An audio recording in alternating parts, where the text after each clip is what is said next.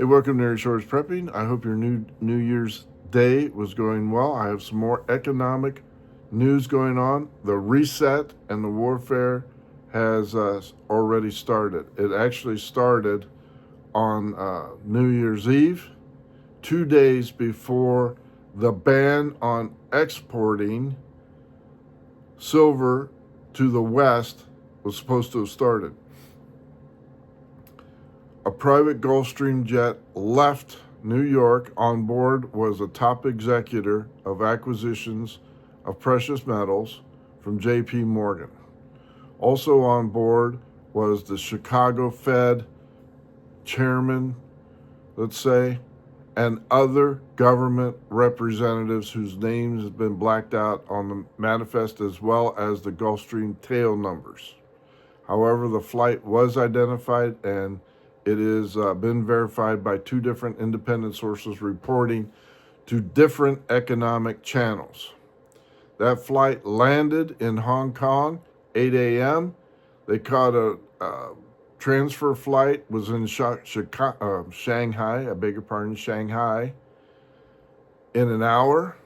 They had a proposal to the Chinese Minister of Minerals and Metals to buy 53 million ounces of silver before the ban went into effect. The United States offer was treasury bonds and other currencies outside the dollar, which bypasses the SWIFT Act banning and having to report to Congress the transactions. Within an hour, the minister came back and said, no deal. We are not selling any more silver to you guys. The shipping containers that were already loaded for sale and ready to ship to the United States had a red seal placed on them saying license denied, export visas denied. It is staying in China. So it's done. China has cut off the United States from silver bullion. Done. 2 days before it was actually to go into effect. They fired the first shot. So those executives flew back to the United States empty-handed.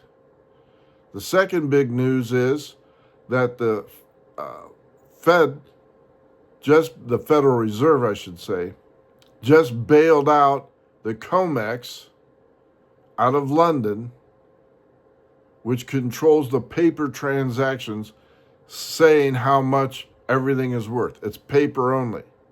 However, the traders, and I don't mean TRAI, the TRADERS of silver futures, got caught with a hand in the cookie jar, promising to deliver more silver, physical silver, to buyers at the forced low price of $71 an ounce.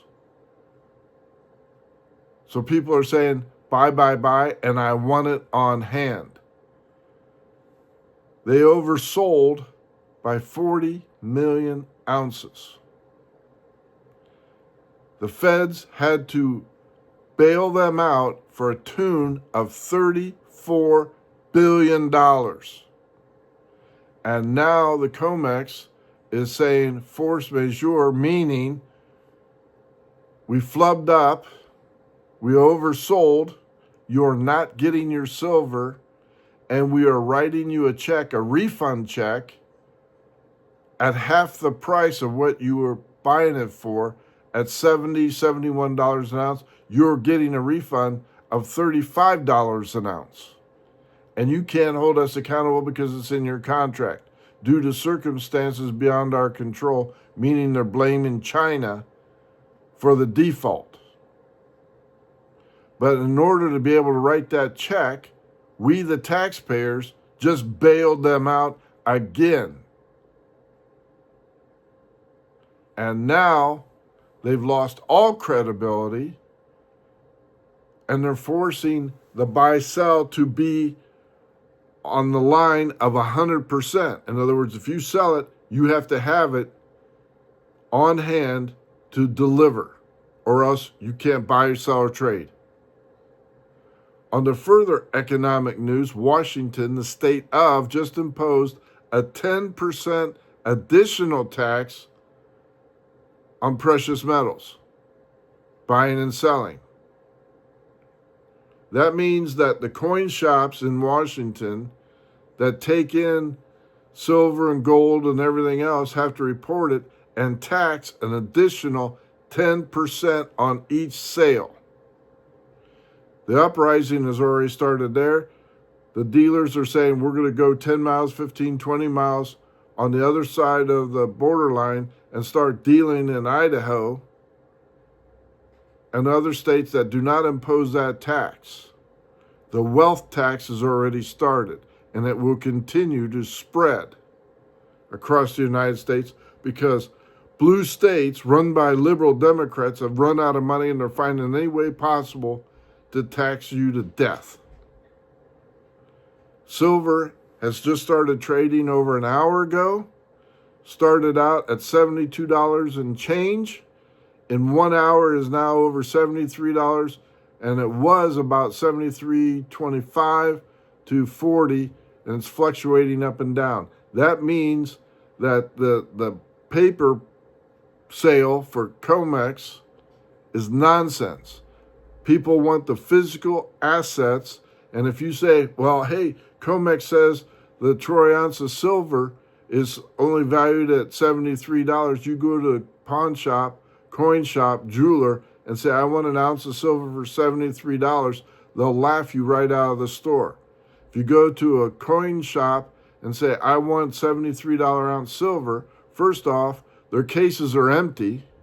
Secondly, they're saying, there isn't any way that we're going to sell that to you because now silver bullion is hit $130 an ounce in Tokyo, $90 in Kuwait, and other places in South Korea is $90 an ounce. So if you're saying, wait a minute, there's a big difference between paper, the COMEX, and actual physical silver, you are absolutely correct, and people are realizing that now. So if you started stacking silver, keep on doing it. Because like I said, I predict that in a short time, you will see silver at $80 an ounce, probably by Monday. Then the next stop will be $85, probably by mid-January, and $100 either at the end of January and February or very close to it. People are wanting security.